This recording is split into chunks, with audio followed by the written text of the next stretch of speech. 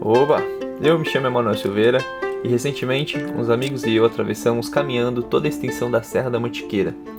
Um trekking de longo curso que rendeu 567 km de pernada e, bom, antes de começar a contar sobre essa jornada, precisamos voltar um pouquinho no tempo. Esse aí sou eu. Em julho de 2019 eu comecei a sentir muitas dores nos pés, dores que me limitavam a ponto de eu não conseguir caminhar nem 2 km sem gritar de dor. Fazia 4 meses que eu tinha voltado de um rolê de bike pela América do Sul, que exigiu muito do meu físico, e para completar, assim que eu cheguei por aqui, quebrei o dedo do pé jogando bola, que é algo que eu nunca faço, jogar bola. E logo em seguida eu fui fazer a Serra Fina com os amigos, e foi aí que as benditas dores começaram. Eu tô só resumindo essa história toda para vocês terem uma pequena noção do que aconteceu, tá? Então vamos lá. De julho de 2019 até agosto de 2020, eu tava crente de que o que eu tinha era fascite plantar. Eu tava fazendo o possível para tratar como fascite plantar. E, bom, em agosto de 2020, as dores ainda estavam lá. E um brother me indicou pro Luiz, um grande fisioterapeuta da área do esporte. Então eu descobri que não tinha fascite plantar coisa nenhuma, e sim uma lesão nos 2 pés por conta de sobrecarga. E para completar, ela só tava piorando. E a partir daí, eu dei meu máximo para tratar isso com o Luiz e com o Rafa, que é outro brother que também é um fisioterapeuta excepcional. Eu fiz tudo o que era possível para conseguir me recuperar 100%. Algo que ainda não aconteceu, por incrível que pareça. Mas depois de um ano de fisioterapia e muita dedicação, eu já pude sentir uma enorme melhora e eu sentia que estava pronto para enfrentar esse desafio que propus ao Marcelo uns anos atrás e que desde então a gente tem tentado mapear juntos. A gente ia fazer a Transmantiqueira. Mas aí não rolou. Pelo menos para ele. O Marcelão pulou fora por conta de um problema no trabalho, e nesse meio tempo eu criei grupos com diversas formações diferentes de pessoas que queriam fazer esse rolê comigo. E no fim das contas o time de retardados que toparam iniciar esse projeto comigo ficou assim. Manuela Karma, grande desbravadora, adora varar mato, falar com os bichos, salvadora de plantinhas e uma das maiores artistas que eu já conheci. Luan Alves Chaves, o piadista do rolê. Ama uma gelada, se tiver um samba então, melhor ainda. Um puta fotógrafo outdoor e um imitador nato do Jacan. Ah, e eu, um retardado que só se mete em perrengue, com uma lesão nos 2 pés, uma paixão enorme por chocolate e com a câmera a postos para captar cada cena. Tivemos a companhia também de outros integrantes durante o rolê, como o Faison e a Débora, mas eu falarei deles mais pra frente. Bom, era isso, o time dos sonhos. Após alguns meses nos organizamos pelo WhatsApp, enfim, a gente se encontrou num posto no meio da rodovia, lá na entrada da cidade de Vargem. De lá a gente iniciou a caminhada em direção ao Pico do Lopo, e esse seria o início de toda essa aventura.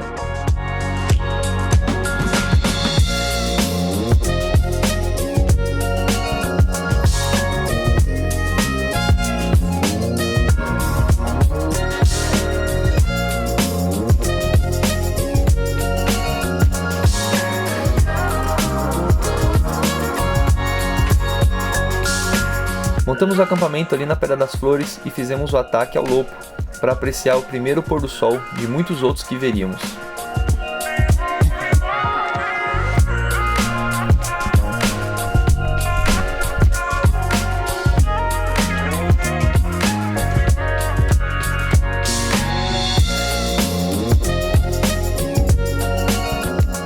É engraçado porque a gente nunca tinha feito uma trilha juntos. O Luan eu conheci numa exposição de fotografia, onde ele e eu expomos, e de lá pra cá só tínhamos nos visto mais de uma vez. A Manu eu conheci pela internet, ela me seguiu por conta das minhas fotos, e eu a segui por conta das suas pinturas, e a gente também só tinha se visto 2 vezes. Então éramos completos desconhecidos, caminhando juntos pelas montanhas, sem saber o que viria por aí. E bom, de uma coisa eu tinha certeza, naquela altura eu já estava me divertindo.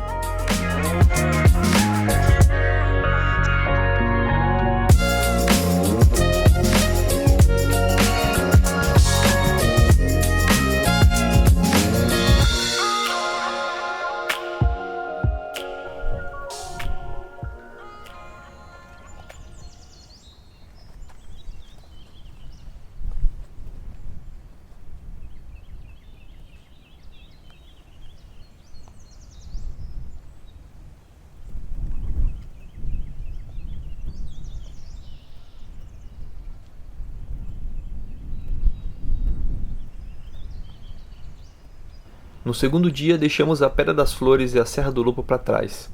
Aos poucos a ficha ia caindo, de que a gente não ia voltar para casa tão cedo. Esse dia em especial foi com certeza um dos mais cansativos de todo o rolê. Foi o nosso primeiro trecho de estrada de terra. Seguimos descendo a serra em direção à cidade de Joanópolis, onde a ideia era chegar, comer alguma coisa e seguir alguns quilômetros para frente para acampar em algum canto por ali.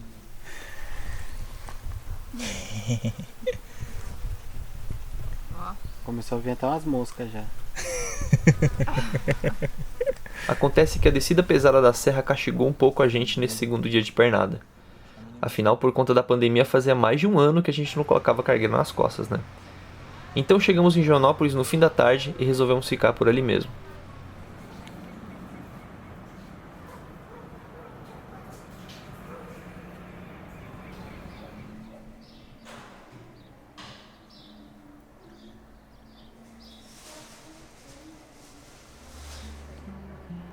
Terceiro dia de Transmantiqueira. Saímos cedinho de Joanópolis e, para nossa surpresa, tivemos que pegar um longo trecho de asfalto. Para quem não sabe, a Transmantiqueira é uma trilha de longo curso que ainda está em processo de implementação. Ou seja, nem tudo está mapeado 100% ainda. Eu dou muito valor para a galera do ICMBio, que tem feito esse trabalho de implementação da trilha, mas de fato ainda falta muito para ela estar 100% consolidada. De qualquer forma, antes mesmo do trabalho da Rede Brasileira de Trilhas e do ICMBio, o termo Transmantiqueira já existia entre os montanhistas, inclusive é o sonho de muita gente.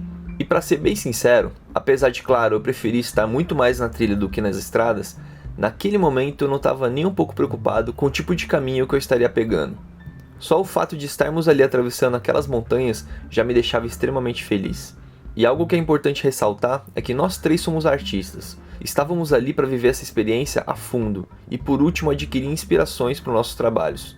A gente não estava preocupado com distâncias, com tempo, em ser o mais rápido ou mais forte, não queríamos bater nenhum recorde. Estávamos indo exclusivamente para vivenciar tudo aquilo, mas com calma, no nosso tempo e à nossa maneira. Mas, voltando ao terceiro dia... Menino já criando bolha. Tô fudido. E aí, Manu, como é que tá? Olha, tirando as dores, tá tudo ótimo. Já estamos moídos. Mas vamos que vamos. Muito chão ainda pela frente. Aquele dia teria sido bem maçante se não fosse por esse carinha aqui, ó. Calma, amigo. Ei. Logo na primeira hora de caminhada, ao sair da cidade, a gente se esbarrou com ele e uma trupe de outros cachorros. Só que ele em especial decidiu seguir a gente. 3 dias depois... Tentamos fazer de tudo para que ele não se apegasse a gente não fez carinho, não demos muita atenção, porque a gente não sabia se ele tinha dono, e ele não podia seguir a gente de jeito nenhum. Então quilômetro vai, quilômetro vem, quando fomos ver, ele já estava tão longe de casa que a gente nem sabia mais o que fazer. Ele gostou da Manu. E o cara era muito sem noção, velho. Ele latia pra gente e depois vinha todo carinhoso. Sem falar que não podia passar um carro ou uma moto que ele queria correr e avançar pra pegar. Só lá vai.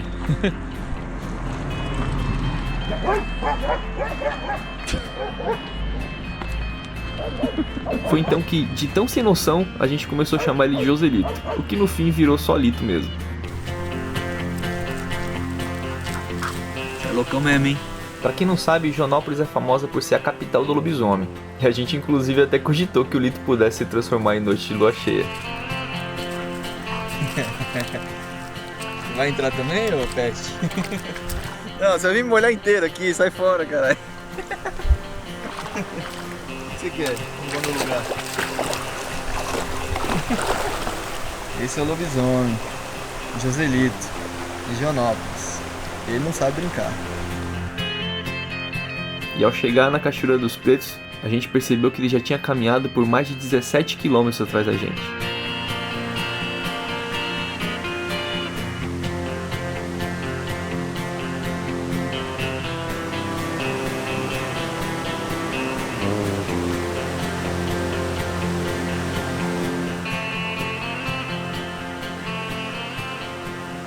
A dona do camp onde a gente ficou já falou de cara pra gente: não deixe esse cachorro aqui, hein? Eu até ajudo com ração se vocês precisarem, mas ele veio com vocês, então leve ele com vocês. E a gente, sem saber o que fazer, acrescentamos aí cada um saquinho de ração na mochila e simplesmente agora tínhamos um novo integrante no grupo, o Lito.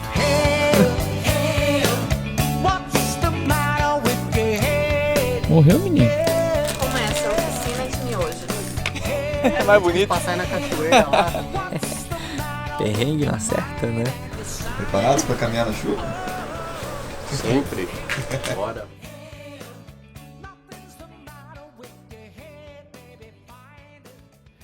Põe o pezinho pra frente, põe o pezinho pro lado, põe o pezinho pra frente, balança sem parar.